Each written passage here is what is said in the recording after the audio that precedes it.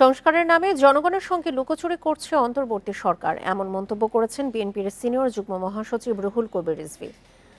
দুপুরে সিরাজগঞ্জের তামাই গ্রামে ঈদ উপহার বিতরণ অনুষ্ঠানে তিনি এই মন্তব্য করেন। বলেন, অন্তর্বর্তী সরকার কেবল সংস্কার প্রস্তাব করতে পারে, কিন্তু তা আইনীকরণ করবে জনগণের নির্বাচিত সরকার।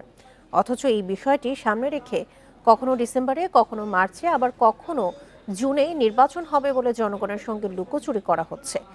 এ সময় তিনি বলেন, যে দল ৭১-এর স্বাধীনতার বিরোধিতা করেছিল তারা গণপরিষদ চাইলেও যারা বৈষম্য বিরোধী আন্দোলন করেছেন তারা কার ইন্ধনে গণপরিষদ চান তা খুঁজে বের করতে হবে।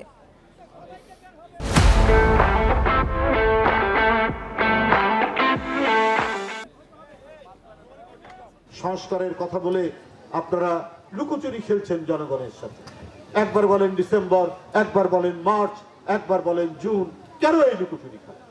অন্তর্বর্তীকালীন সরকার কেন এই লুকোচুরি করছে?